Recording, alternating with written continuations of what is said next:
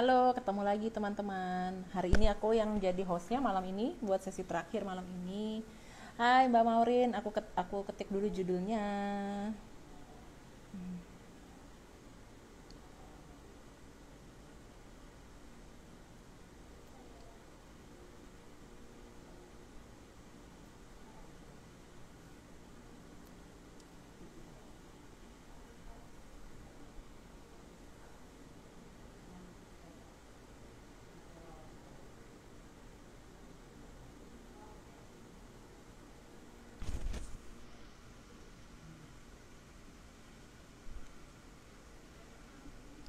Aku pin dulu. Lah, aku nggak bisa dipin. Ya, oke.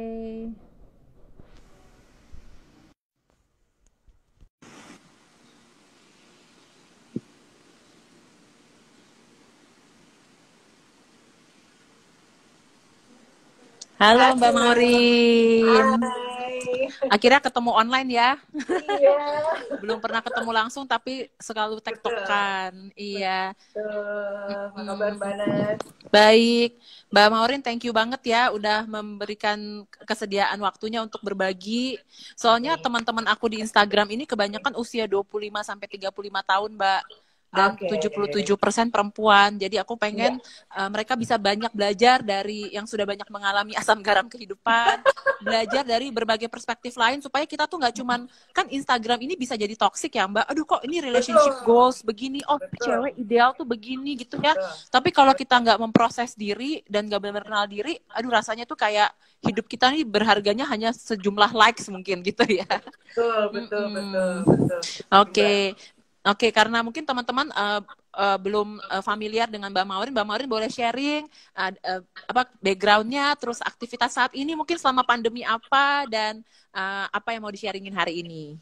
Gitu. Sebelumnya terima kasih banyak Mbak Nas sudah Mm-mm. ngajakin saya live. Sebenarnya kita udah lama ya ngobrol ini ya. Mm-mm. Tapi baru terrealisasi, senang banget.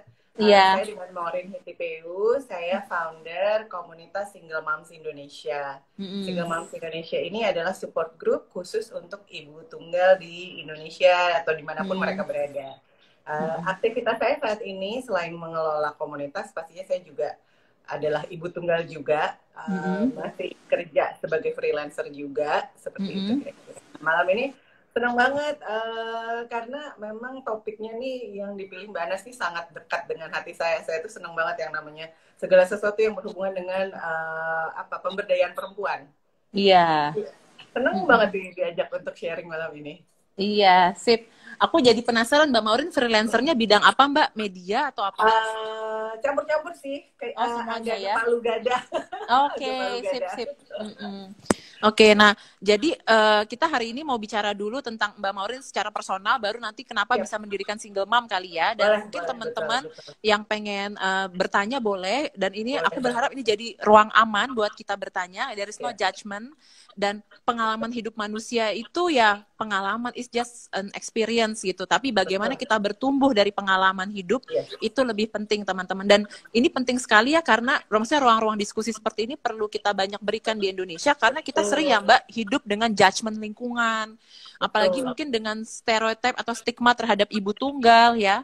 Atau mungkin bahkan kita sebagai perempuan kayak kemarin Sebagai pas saya perempuan.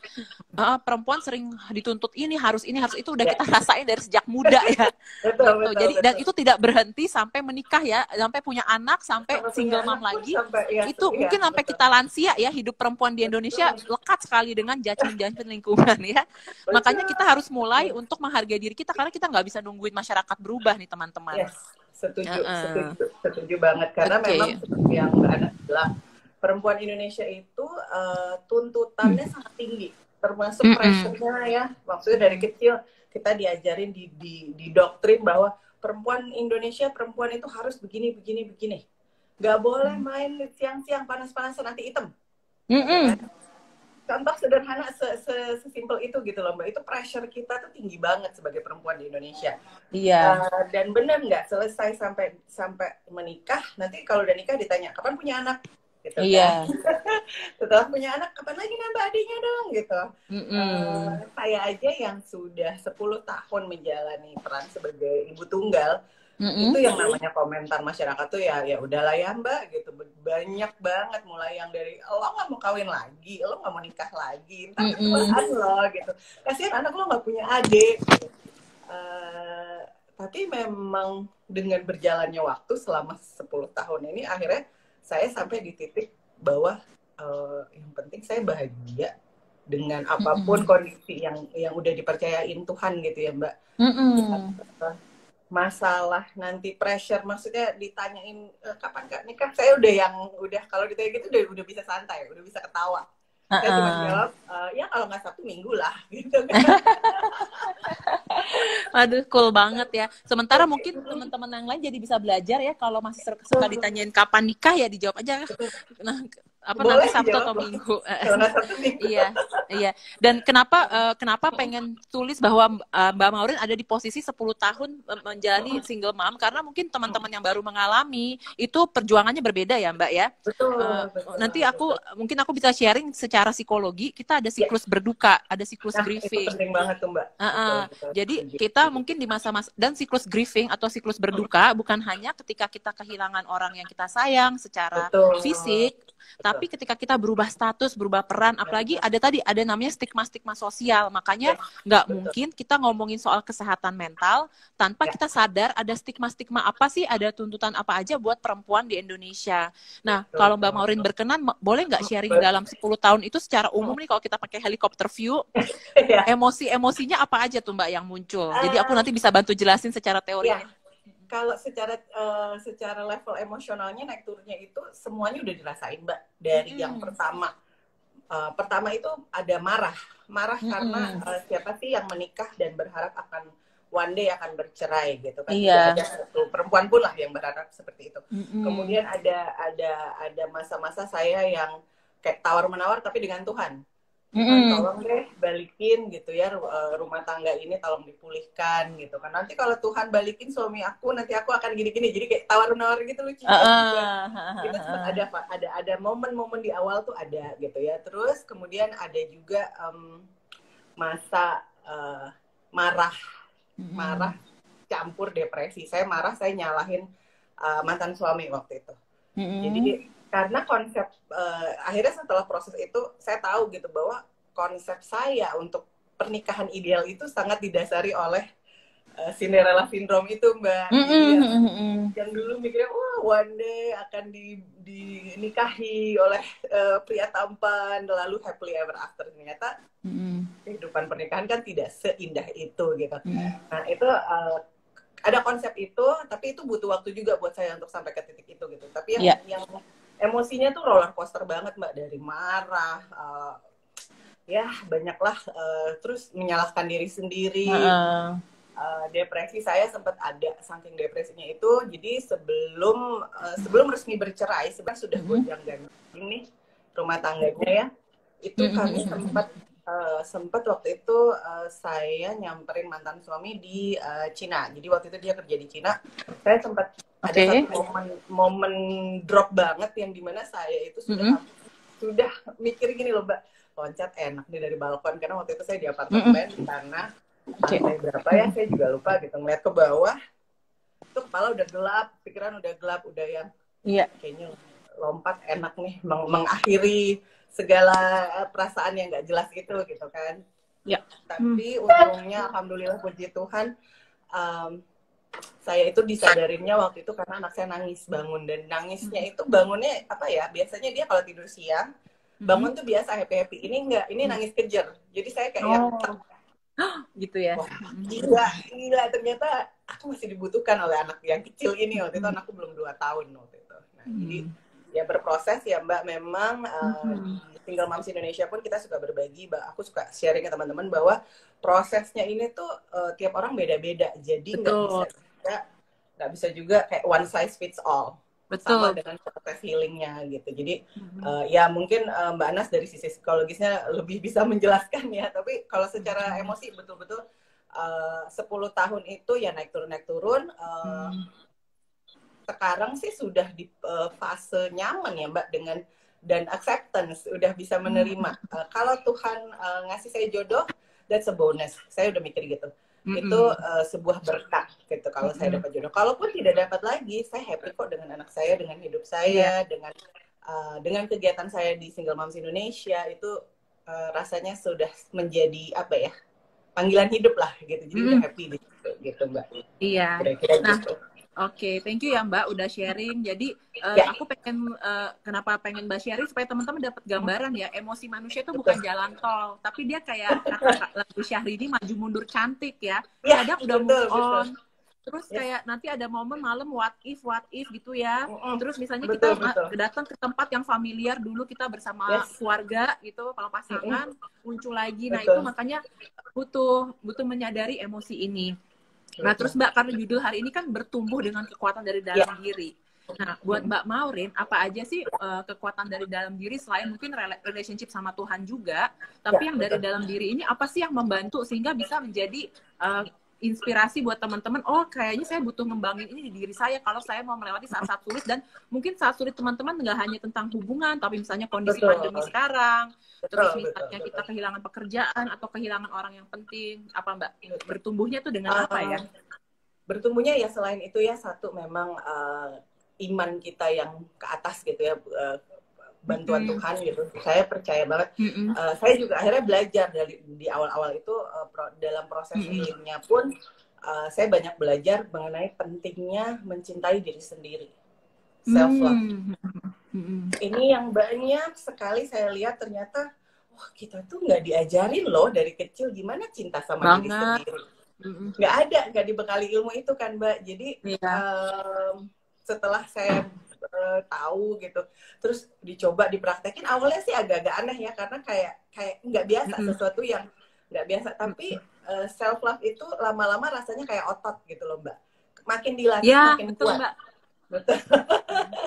Betul. Jadi memang berproses banget itu self love. Dari self love itulah saya bisa kenal gitu loh Mbak, oh oke, ternyata dulu aku tuh marah sama mantan suami karena ada persepsi yang salah.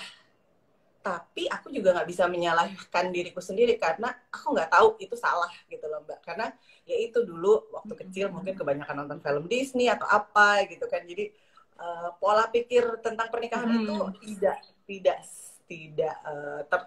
tidak real gitu kan. Jadi ada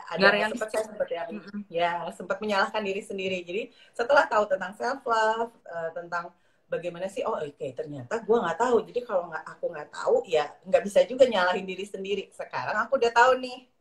Nah, kedepannya si self love ini akhirnya jadi boundaries Mbak. Jadi belajar tentang batasan-batasan. Dan ini tuh proses pembelajarannya nggak cuman setahun terus kelar. Enggak sih Mbak. Sejujurnya dalam 10 tahun ini masih ada aja sih momen-momen dimana si boundaries aku dites gitu kan, dites sama semesta. Nih lo dikasih ketemu sama orang yang challenging atau orang-orang yang difficult, lo bisa nggak stand up buat diri lo sendiri? Oh itu ujiannya nggak gampang Mbak. Nah itu sih, tapi bersyukur banget aku bisa ketemu sama konsep self love itu karena waktu itu nggak sengaja saya baca bukunya Louise Hay. Jadi itulah yang membuka semuanya ya. Itu kira-kira begitu. Semesta mendukung ya. Betul, mestakung Mbak. Oke, selain dari baca buku, ada nggak Mbak social support dari yang sebelum Mbak bikin single mom, yang Mbak sendiri rasain itu social support dari mana sih? Pada saat itu memang yang paling besar impact-nya, dampaknya itu dari keluarga ya Mbak. Penerimaan keluarga itu saya bersyukur sekali, keluarga itu sangat-sangat supportif. Tapi memang mereka tidak bisa ngasih support seperti apa yang kalau sekarang teman-teman bisa dapatkan dari Single Moms Indonesia. Karena keluarga, walaupun mereka care, mereka berusaha membantu kita, mereka tidak ada di posisi yang kita alami gitu Mbak. Jadi mungkin mereka juga bingung gimana sih cara ngebantunya gitu, approach-nya gimana gitu. Tapi itu kemudian ya lingkaran teman-teman terdekat sih Mbak. Itu yang sangat membantu. Iya, lingkaran teman-teman terdekat ya. Betul. Nah, terus jadi dari pengalaman itu terus kemudian jadi bertumbuh, dan bertumbuh itu berproses juga ya teman-teman, nggak sehari jadi, nggak ada yang instan teman-teman. Betul. Betul. Oke, nah terus dari kapan tuh Mbak mulai kepikiran pengen bikin single mom Indonesia? Sebenarnya sih awalnya itu karena memang waktu sebelum saya resmi cerai, resmi pisah itu, saya udah nyari komunitas Mbak, cuman nggak ketemu yang khusus untuk ibu-ibu orang Indonesia gitu waktu itu. Betul. Saya cerainya sih resminya 2010. Kemudian tapi ya itu saya karena proses healing sendiri sama diri sendiri karena belum beres juga. Terus setelah pisah kan saya harus cari cara untuk kerja lagi Mbak, karena sebelumnya saya betul-betul pure ibu rumah tangga gitu. Jadi itu butuh waktu agak lama sampai akhirnya saya berpikir, oh ya udahlah bikin aja komunitasnya, itu tahun 2014 waktu itu. Awalnya karena pengen cari komunitas yang benar-benar bisa mensupport ibu-ibu dan single mom ya. Betul. Karena betul, udah kerasa support group itu penting ya Mbak ya. Perlu banget, apalagi karena kita seperti yang tadi Mbak Anas udah bilang, stigma di luar sana kan masih sangat negatif ya untuk ibu tunggal, untuk janda. Jadi memang dari hati kecil saya tuh kayak yang aduh pengen banget ya kita bisa punya suatu wadah, suatu rumah aman, nyaman, bebas dari penghakiman, di mana teman-teman itu bisa bebas berbagi, bisa saling menguatkan. Dari situ sih Mbak sebetulnya. Iya. Oke, nah ini udah mulai ada pertanyaan Mbak. Oh iya boleh. Dari Mbak Hidayati. Apa yang harus dilakukan untuk belajar mencintai diri sendiri? Kan orang juga sekarang suka ngomong nih, tapi konkretnya tuh ngapain dan gimana sih Mbak? Self love itu memang kayak agak abstrak sih ya Mbak, karena gini nggak bisa juga kita pecahkan gitu. Lo harus ngikutin 12 step gitu. Teknis itu nggak bisa. Karena yang saya pelajari Mbak, maksudnya dari pengalaman pribadi, waktu saya berproses self love itu kan banyak tuh yang ngajakin teman-teman, ayo ikut ini, misalnya ikut yoga gitu, terus ikut kelas meditasi, terus ikut retret apa kayak gitu. Saya coba semua gitu loh Mbak Ana. Saya cari mana yang paling enak gitu, mana yang paling pas. Karena benar-benar namanya healing itu kan sangat-sangat pribadi ya sifatnya. Prosesnya juga sangat pribadi. Jadi saran aku dicari cara yang paling enak, yang paling serak. Nah, salah satu bentuk self love yang waktu itu langsung saya bisa praktekkan adalah saya menulis dengan jujur. Menulis. Jadi nulis di jurnal aja Mbak, kayak di buku harian, buku diary gitu ya. Tapi jujur, nggak ada sensor, nggak ada ntar takut dibaca orang, nggak. Itu dengan saya numpahin itu aja saya udah yang oke, udah lega nih, udah enak. Itu salah satu bentuk self love saya waktu itu. Itu jadi pilihannya itu. Kemudian ya memang tipsnya yang lain gimana ya, awal memulainya itu memang kitanya mesti sadar sih Mbak, mesti mengambil keputusan secara conscious gitu loh, bahwa oke, aku mau coba melakukan hal-hal baik sederhana aja, kayak contoh mulai dari pagi bangun, kalau misalnya yang nonton ini teman-teman ibu-ibu mungkin ya, mungkin sebelum ngurus anaknya pagi-pagi coba bangun lebih awal 15 menit, 20 menit, sisakan waktu untuk kayak tarik napas, nikmatin tuh kopinya, tehnya, jadi minumnya dengan sadar gitu kan ya Mbak. Itu udah self love banget sebetulnya, sesimpel itu sih gitu. Mungkin bisa dicoba. Jadi sebenarnya iya, jadi sebenarnya self love itu dimulai dari self care teman-teman. Jadi kita merawat diri. Jadi merawat diri itu bukannya cuma bath, manicure, pedicure, tapi definisi self care adalah melakukan aktivitas-aktivitas yang membantu kita menjadi becoming the best version of ourselves. Membantu melakukan aktivitas yang membuat kita jadi diri kita. Jadi tadi kenapa kita butuh waktu jeda di pagi hari, ini juga nggak janjian, tapi ini saran-saran yang aku suka kasih ke ibu-ibu klien aku Mbak. Aku bilang kalau sebelum anaknya bangun, kita bangun lebih awal bukan buat bersih-bersih rumah, tapi buat diri kita. Lakuin hal yang kita senang. Ada yang mungkin senangnya ngeteh, minum kopi, aromaterapi, dengerin musik atau mau doa saat teduh sendirian, itu butuh banget karena kita harus ready energinya sebelum ngurusin anak-anak. Dan itu yang mungkin mindset itu juga nggak ada ya di zaman dulu ya Mbak. Kita kan dapat penjelasannya, oh ibu yang baik itu ibu yang berkorban buat keluarga, yang kurang tidur, yang aku sampai sakit. Padahal kita ngerasa ya Mbak, begitu kita sakit, anak kita nggak diurusin ya. Betul, setuju banget Mbak. Itu juga memang satu konsep yang aku pribadi juga merasakan dan percaya gitu, bahwa di saat kitanya kosong, kita nggak bisa bagi cinta itu ke anak, ke orang-orang sekitar kita gitu kan. Nah, betul. caranya ngisi, kalau saya suka bilangnya ke teman-teman di SME ini, love tank, isi dulu love tanknya. Nanti kalau udah penuh, Love bisa tank, kita bagi-bagi. Gitu. Jadi memang benar sih, kalau saya memang benar apa yang Mbak Nas bilang, mulai dari self care dulu, sesederhana itu sebetulnya. Dan soalnya kita juga diajarinya sama lingkungan, oh kita ini berharga kalau kita punya pasangan, kita berharga kalau orang tua kita bilang kita baik, padahal kita harus, bukan harus, kita perlu belajar merasa berharga. Because we are human, nggak ada syarat teman-teman. Bukan berarti Mbak Maureen cuma berharga kalau karena dia bikin single mom, saya berharga karena psikolog. Enggak juga, kita berharga sebagai manusia, sebagai diri sendiri. Gitu. Betul. Sudah diciptakan dengan sangat berharga sama Yang Maha Kuasa ya Mbak. Jadi itu aja sebenarnya udah spesial. Spesial banget. Nah, terus kalau di single mom sendiri, boleh sharing mungkin buat teman-teman yang belum kebayang di single mom tuh kegiatannya apa, Mbak? Apa bedanya sama arisan ibu-ibu yang lain? Oh ya, mungkin kalau banyak yang bingung, ini arisan bukan? Oh enggak, kita nggak pakai arisan, Mbak. Jadi benar-benar murni komunitas support group khusus untuk ibu tunggal. Ibu tunggalnya latar belakangnya apa? Bebas. Kita tuh nggak ada yang kayak yang benar-benar bebas stigma, bebas penghakiman gitu Mbak. Karena visi kami kan pemberdayaan ibu tunggal gitu ya. Dan bagian dari pemberdayaan ini adalah kita harus merangkul semua ibu tunggal. Apapun latar belakangnya, tidak memandang suku, ras, agama, pokoknya nggak ada sara di dalam grup ini yang sangat kita jaga karena ibu tunggal ini sangat-sangat butuh dirangkul gitu Mbak dan dikuatkan supaya mereka bisa bangkit lagi gitu kan. Kalau kegiatannya banyak ya Mbak, mulai dari yang online support grupnya ini sendiri, kita punya Facebook group yang private di mana teman-teman bebas boleh saling nanya, boleh sharing.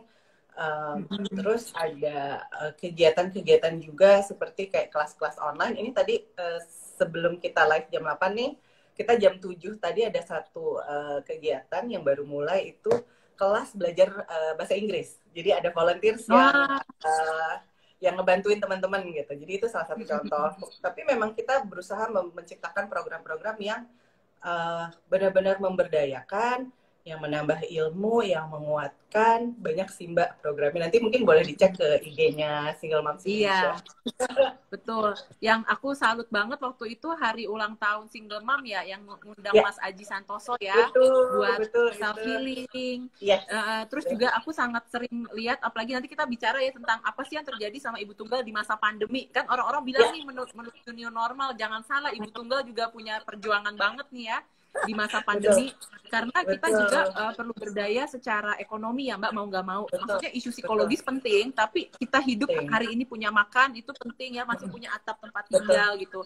Dan tadi yang Mbak Maureen cerita, mungkin banyak ibu-ibu awalnya dulu udah ibu rumah tangga gitu, udah ninggalin karirnya, terus tiba-tiba garis hidup memutuskan kita harus menjadi breadwinner lagi.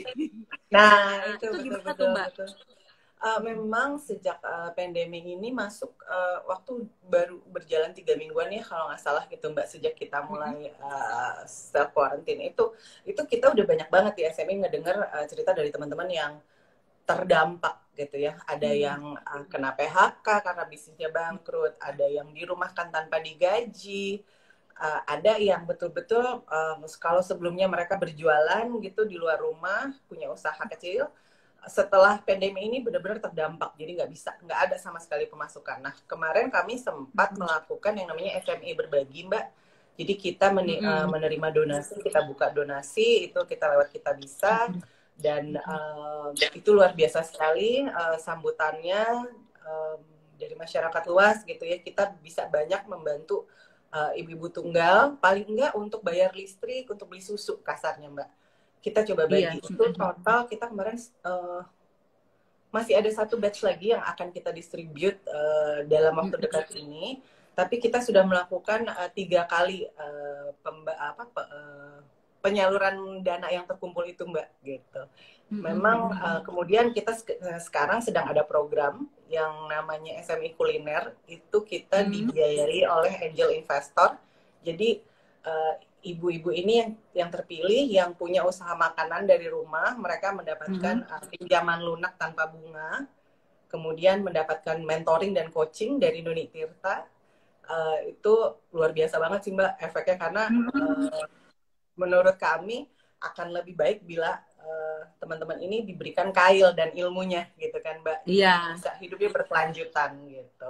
Nah, itu salah satu yang kita usahakan untuk bantu teman-teman bisa ya bertahan lah Mbak, karena memang masa pandemi ini emang semuanya kena gitu ya, semua lapisan kena. Tapi khususnya untuk single moms yang sebelumnya juga udah tough ya Mbak, udah teruji ketangguhannya tuh, ini memang nggak kaget sebetulnya kalau kita bicara gimana nih single moms ya mereka sudah terbiasa dengan kondisi yang sebetulnya keras gitu ya.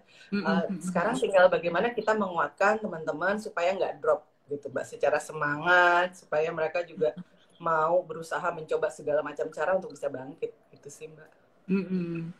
Oke. Jadi menarik sekali sih teman-teman. Jadi kita bisa support, dan aku juga termasuk waktu itu bantu sharing-sharing dan bantu donasi juga untuk Indonesia. Ya karena aku ngerasa sih dari Mbak Maureen cerita ya, salah satu hal yang bikin aku jatuh cinta tinggal di Indonesia di tengah segala situasi pemerintahannya itu adalah ya komunitas-komunitas ya di Indonesia. Tuh komunitas-komunitas inisiatifnya luar biasa sih teman-teman. Itu yang kita jaga sama-sama gitu. Betul. Memang kalau bisa dibilang ya Mbak, dari pandemi ini kita seperti diingatkan dengan semangat gotong royong, semangat kekeluargaan, gimana orang tuh masih, saya merinding gitu Mbak waktu kita fundraising gitu ya, saya baca komen orang masih, aduh ternyata orang baik itu banyak banget ya di luar sana yang masih mau support ibu tunggal. Itu saya terharu banget gitu, luar biasa deh. Iya. Jadi kita bisa saling reach out satu sama lain ya. Betul. Nah, ada yang nanya Mbak, Bapak Tunggal kemana? Ada komunitasnya nggak? Setahu aku ada sih. Nanti mungkin coba dicari di Instagram ya. Iya. Ada. Kemarin ini juga ada yang kontak aku, dia seorang bapak single parent karena istrinya meninggal waktu ngelahirin Mbak. Gitu. Jadi dia juga sadar dia butuh reach out psikolog juga untuk bantu dirinya dan nanti bantu anaknya. Bantu anaknya luar biasa ya Mbak. Itu bapak-bapak yang mau reach out seperti itu hebat loh, perlu di apa ya, disemangati gitu biar semakin banyak yang bapak-bapak nggak malu untuk mencari bantuan profesional ya Mbak. Iya.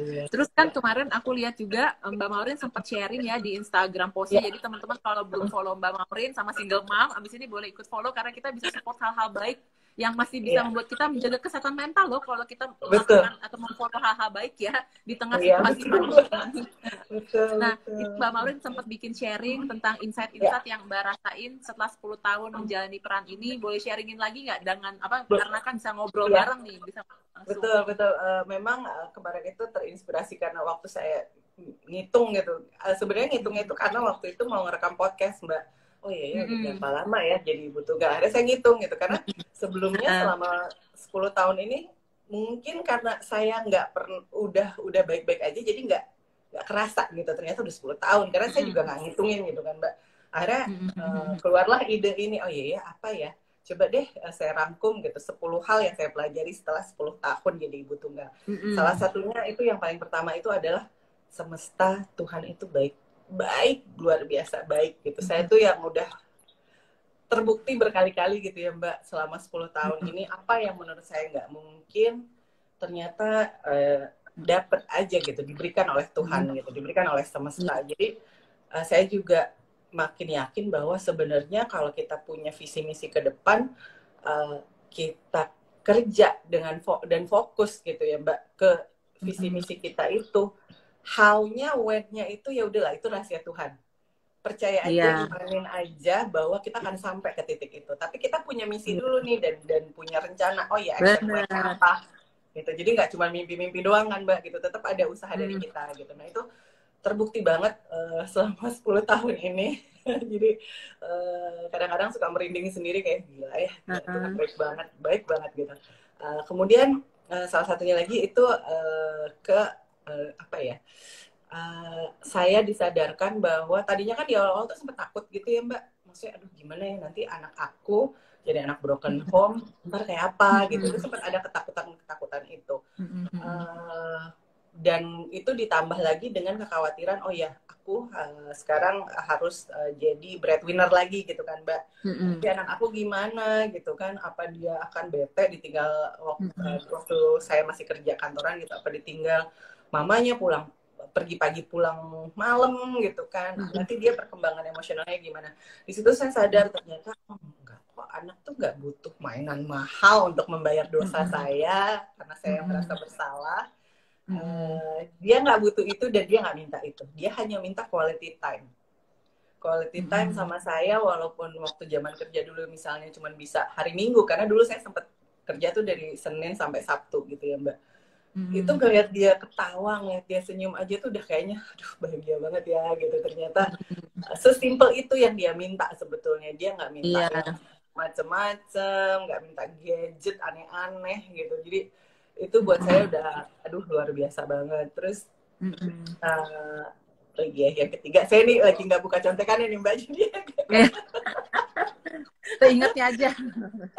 Seingatnya aja. Jadi terus apa ya? Oh iya, lingkungan itu sangat mempengaruhi seperti yang tadi kita bahas ya Mbak. Kalau kita berada di lingkungan yang sehat, pasti kita akan juga sehat juga gitu kan. Kalau kita mainnya sama orang yang banyak marah-marah, dikit-dikit ngamuk, itu energinya kan kita akan kebawa gitu ya Mbak. Jadi buat saya pilihlah lingkaran terdekat itu sebijak mungkin, sebaik mungkin, supaya kita juga bisa jalanin hidup sebagai ibu tunggal ini dengan semangat, dengan banyak positif thinking, dengan bersyukur. Nah, itu salah satunya ya pentingnya itu komunitas Mbak, gitu. Itu karena itu ya, kalau aku mau bahas dari kesehatan mental, lingkungan itu kayak oksigen sih teman-teman. Jadi kayak nggak mungkin, aku juga nggak mungkin kayak bisa positif terus kalau atau bersemangat kalau lingkungan sekitar aku bukan orang-orang yang juga punya misi yang sama gitu. Makanya aku pun membangun pertemanan sehat. Maksudnya teman-teman aku juga biasa pergi ke profesional kesehatan mental, pergi ke psikolog, konselor, terapis, karena ya kita harus sama-sama evolving, sama-sama bertumbuh gitu. Nah, itu yang perlu kita sadar. Jadi nggak mungkin kayak gimana caranya bertahan di lingkungan toksik, agak sulit teman-teman. Cari dulu lingkungan lain ya. Karena kan kita manusia makhluk sosial, apalagi kalau buat perempuan itu Mbak, kalau by teorinya ya, perempuan itu mendefinisikan diri berdasarkan relasi dengan orang lain. Jadi self in relation. Makanya relasi bisa menjadi kekuatan, makanya komunitas penting, tapi relasi ini juga yang bisa membuat kita breakdown kalau kita menganggap keberhargaan diri kita hanya dari relasi-relasi di luar, bukan dari siapa diri kita di kedalaman diri sih. Itu penting banget sih Mbak. Aduh, keren. Iya, terus terus apa lagi Mbak insight-nya yang lain lagi? Ingat saya nih ya, yang saya tulis itu kemarin, kita tuh sebagai perempuan, karena seperti yang tadi kita bahas ya Mbak, pressure-nya sebagai perempuan itu tinggi banget. Lo mesti bisa multitasking, lo mesti bisa ngurus anak, mesti bisa masak, rumah mesti rapih, nah itu pressure-nya banyak. Itu yang punya pasangan aja pressure-nya kayak gitu, gimana kita yang sendiri gitu kasarnya ya Mbak. Di perjalanan selama ini tuh saya sadar, it's okay loh kalau kita minta bantuan orang. Bukan aib. Kita nggak bisa do everything, nggak bisa. Kita bukan super human, super mom gitu ya. Kadang kalau saya baca-baca artikel yang gimana tips jadi super mom, enggak, aku nggak mau jadi super mom. Aku stres Mbak. Iya. Emang benar. Kayaknya tinggi banget ya untuk tuntutan untuk menjadi ibu yang sempurna. Padahal kan nggak ada yang sempurna dalam hidup ini gitu ya Mbak. It's okay untuk misalnya minta bantuan keluarga atau bantuan sahabat-sahabat terdekat. It's okay banget, justru sehat gitu buat saya. Kita benar-benar nggak bisa hidup sendiri kan, apalagi kita makhluk sosial ya Mbak. Iya. Apalagi kan kita juga mungkin dulu dididiknya, aku sih sendiri juga masih ngalamin Mbak, maksudnya orang tua kita, kakek nenek kita hidup abis zaman perang tuh, jadi seakan-akan kayak kamu harus bisa survive sendiri. Orang yang kuat itu yang bertahan sendiri.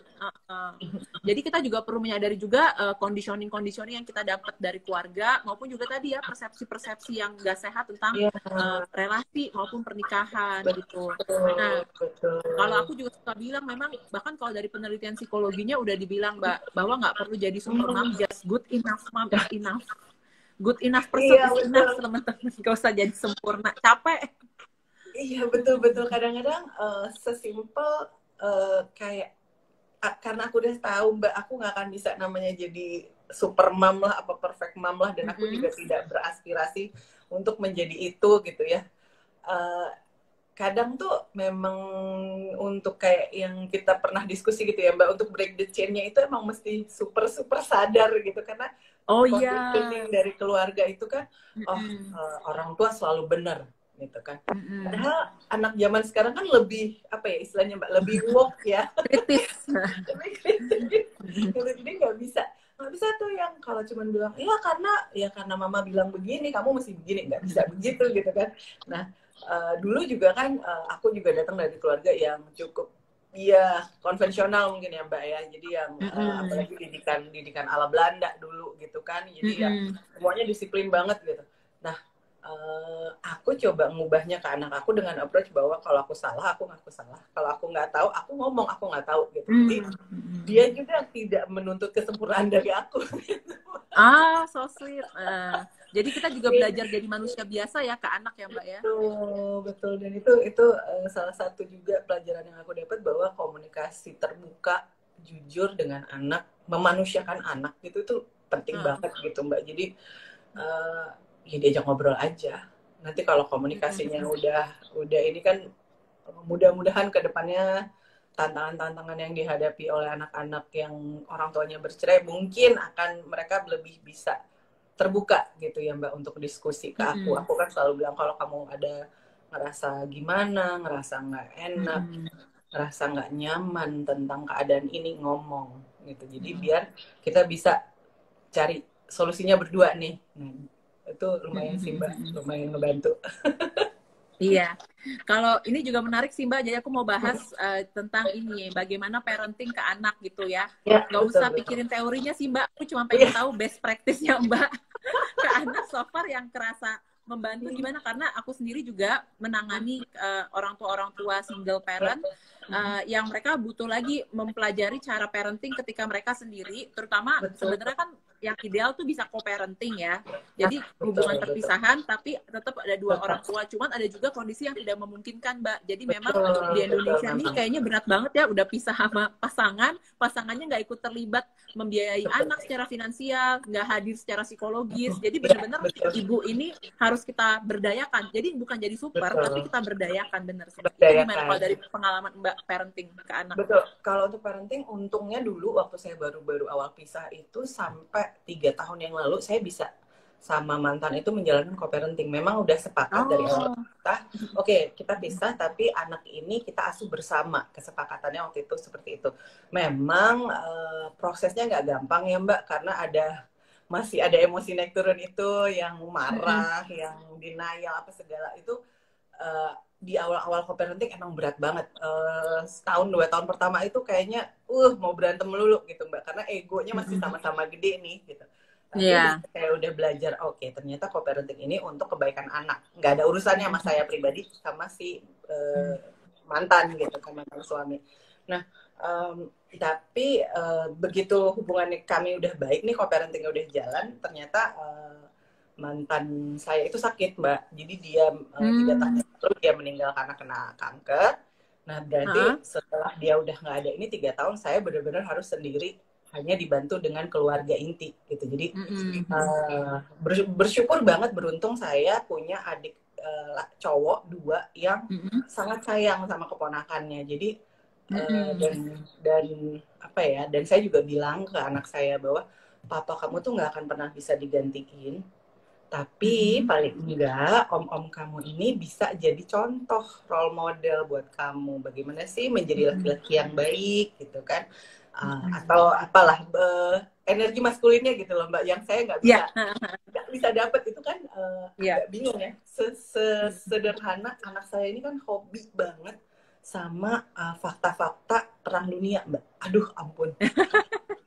Itu World War berapa Mbak? 13 tahun. 13, ya, aduh gemes banget. Iya, jadi dia tuh sangat seneng topik itu. Gitu. Kadang-kadang dia nunjukin ke saya, ngajakin ngobrol gitu. Sementara saya nggak bisa relate sama sekali Mbak. Ini apaan sih? Mm-mm. Tank menurut saya di mata saya tank-tankan ini pesawat-pesawat ini Sama aja. sama gitu, nggak ada.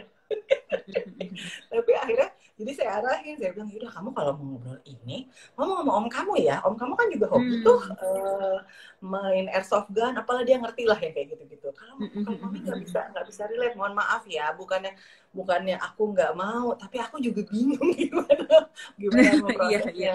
Dan makanya Nah, kita itu jadinya genuine aja ya Mbak, nggak usah paksain ya, untuk sesuatu nggak yang kita usah. nggak bisa, sementara tugas kita sebagai ibu masih ada yang lain ya. Nah, betul. Ya, dan itu sih benar sih Mbak.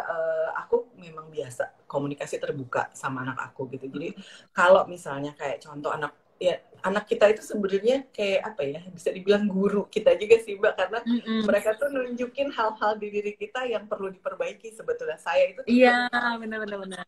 kalau lagi under pressure, lagi ada deadline, lagi stres, suka gampang ngomongnya tuh pedes gitu loh Mbak. Kayak yang Iya. dia ngomong apa, terus saya ngejawabnya karena lagi stres tuh ketus gitu kan, agak tinggi gitu nadanya. Itu saya suka dibalikin sama dia, Mbak. Suka ditanya, Mami, kamu lagi stres ya? Lagi ada deadline ya? Saya digituin, Mbak, langsung diem kan, langsung dibalikin, dibalikin. Jadi kalau udah kayak gitu, akhirnya saya stop dulu, napas dulu, terus saya bilang sama dia, maafin ya, iya tadi aku memang lagi stres nih, lagi ada kerjaan yang harus selesai buru-buru, terus tapi ribet, ada masalah ina itu. Saya maksudnya nggak buka semuanya, tapi saya menjelaskan bahwa kadang-kadang orang dewasa juga kesulitan loh untuk meregulasi emosinya gitu. Jadi Iya. ya terbuka aja sama anak gitu sih Mbak kalau aku. Gitu. Oke. Nah, ada pertanyaan nih Mbak dari Mbak Yuyum Atmaja. 3 hari sedang lelah mengurus anak yang mau masuk SMU dan PTN, sampai saya curhat ke makam almarhum suami. Boleh nggak kayak gitu Mbak Anas? Kalau menurut saya sih ya boleh-boleh aja, karena yang kita bangun dalam awareness kesehatan mental itu sebenarnya bukan cuma satu jurus dalam menjalani hidup. Maka tadi aku minta Mbak Pauline sharing karena kita relationship sama Tuhan penting, kita cari support group penting, tapi kita self love juga penting. Kita mesti komunikasi sama anak. Jadi ibaratnya ngejalanin hidup itu 10-20 jurus nih buat menjalani. Jadi satu nggak ada, misalnya lagi pandemi nggak bisa pergi ke makam, ada cara lain gitu. Dan ini sebenarnya juklak wajib yang harus kita punya apapun kondisi kita. Makanya penting ya mulai kita ajarin self love ini, self care dengan beragam cara supaya kita tuh jurusnya banyak gitu. Nggak cuma stuck sama saya hanya bisa happy kalau makan martabak, atau saya nonton Korea buat emotional coping. Jangan cuma itu, yang lainnya apalagi. Selalu gitu sih aku kasih pilihan. Mau main game juga boleh, tapi apalagi ya selain itu gitu. Betul. Nah, sih, kan Mbak. ada Mbak banyak, aku kan itu tuh pernah ngisi sesinya single mom juga ya Mbak. Ya, betul. Terus banyak ibu-ibu yang masih, tadi kan Mbak juga cerita, ya kan namanya manusia, kita ada ego-ego itu. Nah, gimana sih Mbak berusaha untuk nggak menjadikan anak ini samsak emosi? Kan kadang ada ya ibu yang nggak punya support grup lain, belum ikut single mom mungkin ya, jadi ceritanya ke anak, papa kamu tuh gini, kamu nanti kok jadi laki-laki jangan kayak papa kamu gini, satu. Atau yang kedua itu dia jelek-jelekin pasangannya ke anak, di mana padahal anak si pasangannya ya bapak gitu kan, we are our parents gitu. Nah, gimana Mbak menyikapi ini?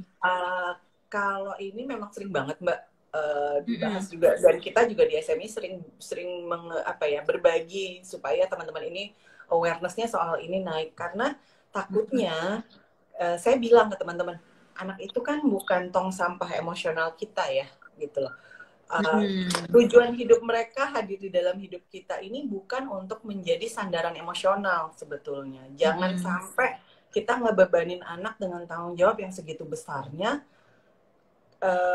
Takutnya nanti ke depannya bermasalah gitu loh Mbak anaknya gitu kan, karena dari kecil udah dikasih pressure kamu mesti membahagiakan mama karena mama udah gak punya suami, kamu mesti ngejaga mama. Saya agak kurang setuju ya Mbak dengan omongan-omongan seperti itu juga dari masyarakat juga sering banget dikeluarkan, apalagi kalau misalnya ayahnya meninggal gitu ya, datang ngelayat terus ketemu anaknya lagi dalam kondisi duka, terus ada sponsornya gitu, kamu jagain mama kamu ya, sekarang mama kamu udah gak punya papa, udah gak punya suami, kamu tanggung jawab. Waduh, itu saya kalau dengar gitu kayak sedih banget. Iya, saran kayak saya, kemarin ya kasusnya almarhum Ashraf meninggal juga gitu ya. ya Maksudnya anaknya betul. Noah baru 9 tahun, masa sih Noah suruh jagain mamanya? Yang Itu ada aku mamanya lah yang merinding. udah umur 35-an buat jagain anaknya. Gimana ya orang Indonesia Betul, kadang-kadang betul. konsepnya. Betul, kadang-kadang masih ada apa ya, kesalahan itu ya Mbak, pola pikir itu. Nah, itu perlu lebih banyak sih awareness Mbak, bahwa uh, tugas tanggung jawab kesehatan mental ibu itu tanggung jawab kita sendiri, bukan bukan tanggung jawab anak gitu. Jangan sampai Ya, penting banget, Mbak. anak ya itu anak kita jadiin sandaran ini, terus apalagi dicurhatin ngomongin bapak kamu gini gini gini. Aduh, kan kasihan ya Mbak, anak mana sih yang nggak cinta sama bapaknya. Iya. Aku ngedengar pengalaman temen yang single moms by choice aja Mbak. Single moms by choice dalam arti kan anak ini dari lahir dia nggak kenal bapaknya ya, nggak ada figur Oh. bapak gitu, karena memang ibunya tidak menikah sama bapaknya. Tapi anak Oke. ini sangat mengidolakan bapaknya gitu loh Mbak, kayak yang wah put him on a pedestal karena dia nggak punya konsep bapak secara real gitu Iya. Mbak. Nah, itu juga aku bilang itu ya, tapi nggak bisa jangan jelek-jelekin juga, walaupun anak ini nggak tahu gitu kan, biar bagaimana itu ayahnya loh gitu kan. Jadi memang penting banget sih Mbak untuk sadar supaya kita secara emosi nggak ngebuka itu ke anak gitu. Apalagi sampai yang ngomong kamu nanti jangan kayak bapak kamu ya gitu kan, kesannya pressure-nya aduh kasihan Iya. anaknya, kayaknya masa Kadang-kadang kita kecilnya. lupa anak kita juga berproses dengan grieving perpisahan dengan cara berbeda dari kita ya, karena Betul, usianya dan betul, posisi dia melihat kita sebagai orang tua ya. betul. Kadang-kadang justru mungkin anak nggak berani ngomong karena mamanya kalau kecolek nggak berani terbuka gitu ya Mbak. Maksudnya Iya. jelasin emosi anak ini sedang ngerasa apa, perasaannya gimana. Karena mungkin ibunya kalau kesenggol dikit langsung ngamuk-ngamuk gitu soal mantan suami kan, Iya. kita juga nggak tahu. Itu juga semoga sih ya makin banyak ibu tunggal nggak ke sana arahnya gitu Mbak. Saya ngarepinnya gitu karena benar-benar saya fokusnya kasihan anak. Ya. Apa ya, kayak kemarin juga saya ngobrol itu dengan anak-anak broken home itu gitu ya Mbak, dengan si Moko gitu, itu kita kayak jadi terbuka gitu, terpapar lah kita bahwa kita mungkin pada saat mereka kecil mereka kan belum bisa ngobrol gitu ya Mbak, belum bisa bilang aku nggak suka nih kalau mama ngejelekin papa kayak gini gini gini, mereka nggak bisa ngeluarin itu. Tapi begitu dia remaja dan memang dari awal udah fondasinya udah kurang kokoh, kebanyakan kan jadi bertingkah ya Mbak, mereka jadi lari ke hal-hal yang negatif karena merasa nggak ada pegangan. Itulah yang maksudnya mungkin untuk perbandingan mungkin boleh melihat akunnya Be Home ID gitu loh Mbak, supaya paling nggak tahu lah perasaan anak-anak yang orang tuanya bercerai. Benar. Dan sebenarnya ini juga sama kalau dari hasil penelitian Mbak, apa yang dialamin anak-anak dari keluarga bercerai itu sama kok dengan anak yang harus bertahan di pernikahan orang tua yang toksik dan busuk gitu ya. Makanya sebenarnya broken home ini bukan hanya status legal, tapi kalau secara psikologis ya selama di hubungan pernikahannya itu juga tiap hari kita melihatnya lebih banyak keadaan seperti lagi perang di Gaza. Dan kita susah merasa aman secara emosi dan mendapatkan kestabilan, itu juga sama kok teman-teman. Jadi aku juga pengen membantu stigmanya bahwa itu bukan hanya urusan legal, tapi gimana suasana di rumah gitu. Betul. Dan itu memang penting banget sih Mbak, karena apa ya, aku baca gitu kan, kestabilan di rumah ini jadi fondasi ya untuk anak-anak ini gitu. Apalagi kalau nanti merekanya remaja gitu, kalau fondasinya aja udah goyah, di rumah udah nggak nyaman dengan orang tua, mungkin kalau orang tuanya pisah, yang ibu ngejelekin bapak, terus ntar kalau dia ke rumah bapaknya ngejelekin ibunya, anak ini kan kayak kehilangan pegangan ya Mbak. Itu yang aku nggak tega gitu, aduh kesian. Gitu. Oke. Jadi Mbak Maureen sendiri juga punya temen ya untuk curhat ya, supaya nggak curhat ke anak ya Mbak? Betul. Cari komunitas lah. Iya, jadi teman-teman juga perlu bedain antara kita tadi kan Mbak Maureen bilang penting nih komunikasi terbuka ke anak, tapi beda loh sama menjadikan anak samsak emosi. Kita kayak kita briefing di kantor gitu kan, briefing dua arah. Oke, hari ini gini, tapi kan kita nggak ceritain, aduh tadi malam saya nggak bisa tidur nih karena gini gitu. Jadi itu bagian dari healthy boundaries juga ya ke anak gitu, karena emang penting karena setelah saya mempelajari psikologi anak itu buat orang dewasa dengan otak yang udah lebih matang, kita aja berat gitu menjalani perpisahan. Tapi anak ini lebih butuh kita jaga karena otak mereka lagi dalam proses perkembangan. Jadi kayak kita bangun rumah, cetakan temboknya itu belum kokoh gitu ya tadi ya. Makanya tapi bukan dibohongin juga, anak-anak tahu kalau dibohongin. Jadi kasih data yang gimana seproporsinya. Makanya kalau saya sendiri belakangan nih Mbak, di praktek saya juga bantuin orang tua yang mau berpisah atau gimana cara ngomong ke anak, apalagi kalau anaknya usianya kecil. Supaya bisa jelasin sesuai tahapan usia gitu. Ini kalau di luar negeri mungkin nanti kapan-kapan single mom bisa bikin atau cari orang bikin, ini ada buku tentang two home. Jadi ceritain gimana sih pengalaman ada rumah yang berbeda, tapi pesan buku ini aja pesannya adalah kamu tuh dicintai supaya anak-anak itu tidak merasa saya menjadi penyebab perpisahan orang tua karena kejadian pada anak-anak yang kita tidak menjelaskan, nganggapnya ini kan mereka nggak ngerti, kita bilang aja bapaknya lagi kerja gitu ya, padahal tuh anak-anak peka banget loh kalau orang tuanya bohong. Terus kalau mereka nggak, itu tadi ya udah nggak ada akses untuk bertanya karena aduh kalau saya nanya nih ibu saya emosinya langsung naik lagi. Akhirnya mereka menganggap kayaknya saya nih penyebabnya. Itu kenapa bisa terjadi? Karena anak-anak itu kan berpikirnya masih simple ya. Saya bilang analoginya tuh anak tuh berpikir masih kayak Nokia zaman dulu. Kita udah iPhone nih. Jadi mereka kenapa ya saya? Prosesnya kenapa ya kok saya nggak ada di rumah? Kali gara-gara saya, padahal urusan orang tua gitu. Dan bahkan untuk anak-anak yang bersama dengan orang tua, yang orang tuanya di rumah tuh sering ribut secara psikologis maupun apalagi amit-amit sampai ke kekerasan fisik, itu mereka tuh dia nggak bisa paham bahwa itu itu tuh kejadian orang dewasa. Dia selalu pikir itu diri dia gitu. Jadi itu yang berat sih, makanya saya sih juga menjadi advokat buat anak-anak lebih karena itu gitu, bahwa ada sesuatu mereka nggak siap secara otak tuh belum nyampe lah. Betul gitu. Setuju sih Mbak, karena memang yang saya baca juga benar kata Mbak Anas perkembangan otak mereka juga belum sempurna gitu kan. Dan itu juga suka kita ulang-ulang sih Mbak, karena banyak yang masih single moms yang masih takut untuk ngomong kalau udah pisah. Karena satu mungkin secara emosional mereka juga belum siap sebetulnya gitu kan, belum kuat lah untuk mengakui bahwa aku udah jadi ibu tunggal, jadi memutuskan untuk bohong ke anak. Nah itu kan ternyata dampaknya anak dibohongi, dia akan berharap bapaknya itu balik. Kalau dibilang papa kamu kerja di luar kota, pasti anak otomatis akan kapan pulangnya, kok nggak pulang-pulang, patah hatinya double gitu kan Mbak. Aku yang Betul. Dan tendensi anak itu akan sangat menjagai orang tua yang terakhir bersama dia. Jadi makanya mereka bisa jadi lebih posesif ke kita. Terus mereka maksudnya kalau bahkan kadang mamahnya pergi, kayak kemarin cerita Mbak Popi dari perempuan berkisah, mamahnya pergi kerja aja dia akan nanya, mama pulang nggak gitu. Jadi kita harus paham bahwa every behavior dari anak itu message sebenarnya apa sih kebutuhannya dia. Dan paling penting sih anak butuh rasa aman secara emosi. Makanya aku sendiri nih Mbak, bahkan ke orang tua yang masih lengkap pun aku bilang, kita tuh nggak sehat di zaman sekarang tuh masih ngancem-ngancem anak. Karena kalau kita bilang nanti mama tinggalin ya gitu, papa tinggalin ya, otak anak tuh kayak otak budak cinta gitu, kayak bucin ya. Jadi kita aja udah gede dibilang itu sama pasangan, kita trembling banget ya. Apalagi anak-anak, orang tua tuh pusat semestanya orang anak gitu. Jadi kalau kita bilang nanti mama taruh panti asuhan ya kalau kamu kayak gini, atau tinggalin, aduh itu menakutkan sekali buat anak-anak dan nggak bagus buat kesehatan mentalnya.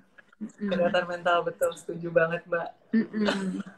Oke Mbak, ada pertanyaan nih mungkin sebentar lagi ya kita sesinya dari Mbak Kori Rizky. Mbak Anas, aku jadi single mom karena divorce, sudah memasuki tahun ke-8, lalu ada teman-teman yang bilang untuk menikah lagi, tapi aku ada rasa khawatir anak-anak menolak dan drama. Nah mungkin Mbak Maureen bisa lebih sharing nih gimana pemahaman dan pengalamannya. Kalau dari pengalaman aku pribadi Mbak, kalau misalnya Mbaknya masih